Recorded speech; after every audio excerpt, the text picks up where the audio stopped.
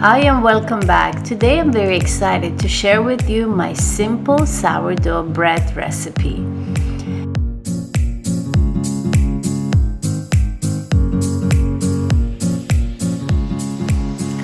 This is my sourdough starter before it has been fed.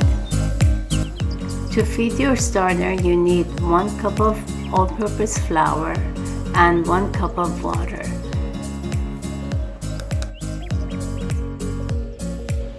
So what you're looking for is like a pancake batter.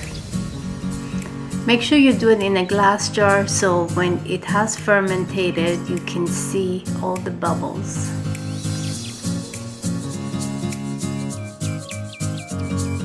Cover it up with a kitchen towel and put it on your kitchen counter to use the next day. So depending on your kitchen temperature, I usually start making my bread around mid-morning. So this is how my sourdough starter should look. As you see, it has pretty much doubled its volume. It has all these beautiful air bubbles in there. That's telling me that it's ready for me to make bread. Don't forget to feed your starter after you've made your bread. Okay, now we're ready to start making our bread. So I do have a scale that measures in ounces.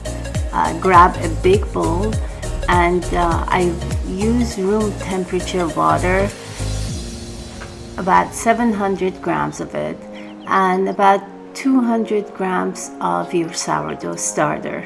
Now, how do you know your starter is ready? You see it's floating in the water. That's telling me my starter is ready. If it does sink in, that means it's not ready, so don't bother making the bread. In this case, if that happens, just go back and feed your sourdough starter and start all over again. Try to buy the best flour you can find.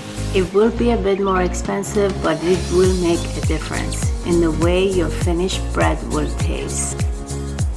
Simply mix everything roughly together with your hands. The dough does not need to be smooth in this step. It just needs to be mixed. You notice the dough feels sticky at this point? That's okay. The dough should never feel stiff or crusty. If it does, add a spoonful more of water. At the same time, it should not be runny.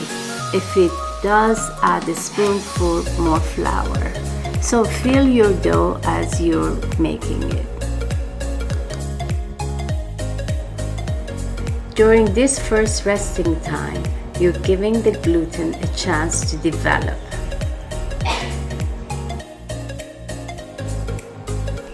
Here I'm using pink salt, but feel free to use any kind of salt you have with room temperature water.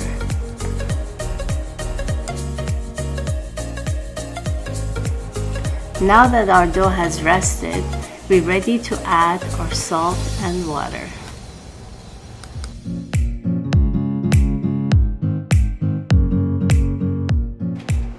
Just make sure you incorporate all the salt water into the dough. I like to use the pinching technique. Now here I'm doing the folding. The idea is that you fold the dough inside of kneading it. By doing this, you will notice that the dough gets more and more elastic, which enables it to hold its form while baking. So I do this folding maybe about 20 times into it.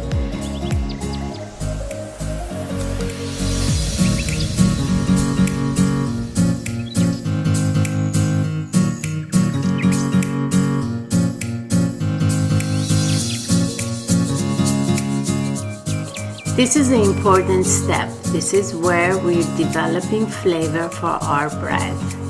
So what we're doing, we are folding very gently into itself, as you see.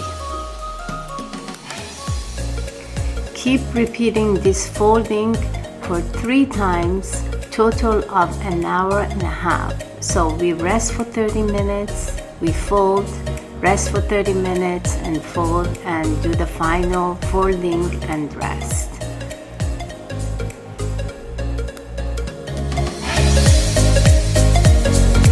Just make sure when you're folding the dough into itself, you're gentle when you're picking it up, because we want to keep as much air bubbles in our dough as we can.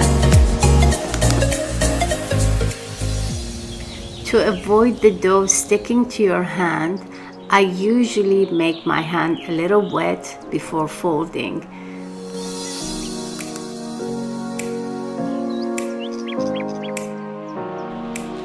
Okay, now we're done with folding. We're ready to put it in the fridge. Cover it up and let it rest for about 8 to 10 hours. By now it's evening. I'm ready to shape my dough. So you can see my dough should have risen about 20 to 30%. Give yourself a pat on the shoulder. You are officially done with the first fermentation.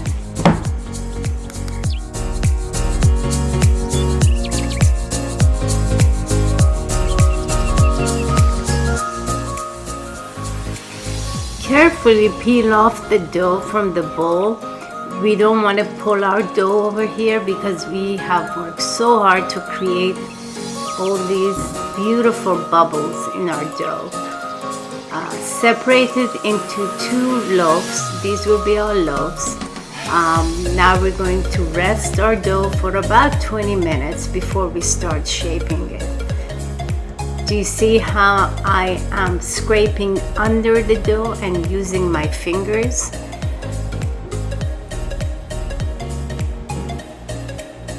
Just be very mindful of how you do this. Don't forget to make your hands a little wet so you can handle your dough much better without it sticking to your fingers.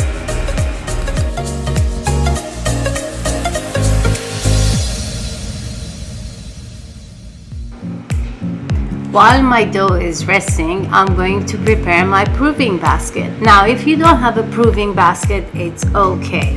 Use a hollow bowl, just like so. I'm going to show you both ways.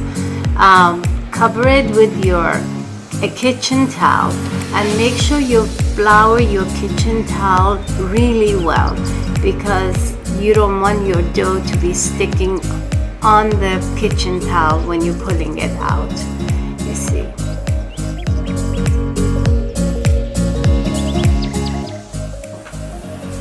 Very gently flip the dough on its back and fold in the 4 corners, just like so.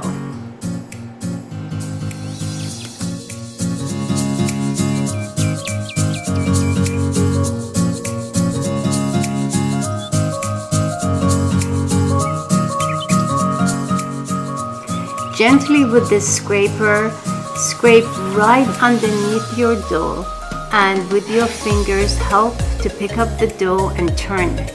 So you scoop under, you turn, scoop and turn. What I'm doing here, I'm trying to create tension in my dough so I have that beautiful crust when I'm baking it. If you touch it with your finger, you see the tension.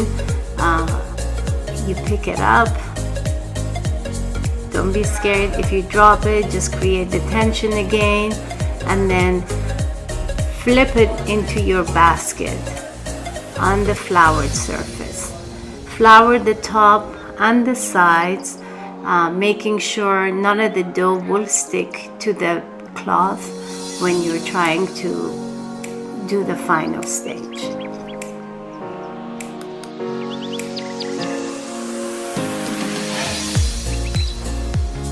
So at this stage, both our doughs are tucked away in their basket or in a bowl, and I put it in the fridge to rest and fermentate overnight. And I usually do my baking first thing in the morning.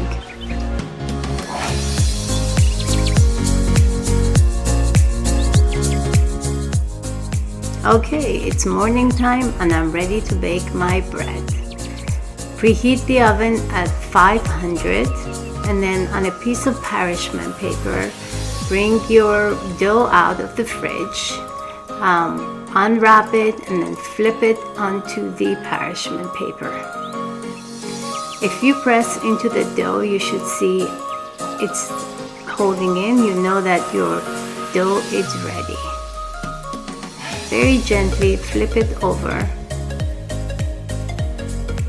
I'm going to be scoring the bread.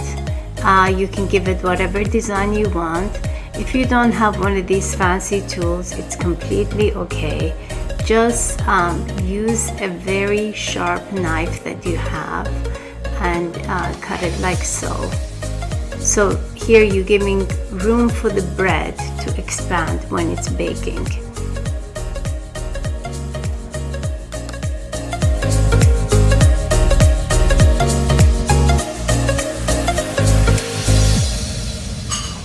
In case your dough is sticking to your cloth, just peel it off very gently with your fingers.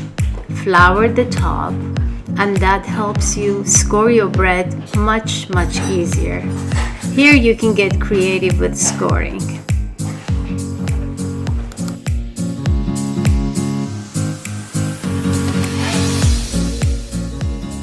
One important thing I forgot to mention is that when you heat up your oven, make sure your pans are in the oven. So you want your pans to be super hot when you're putting the bread in. If you have an old crusette, le crusette, or iron cast, it has to have a lid. Just use those, it's perfect. Reduce the heat to 450. Bake your bread for 20 minutes with the top on, and after 20 minutes, take the top off and bake for another 20 minutes. Okay, you're done. Now you let it cool on a wire rack before you cut into your bread. I hope you enjoyed this video, and I'll see you again.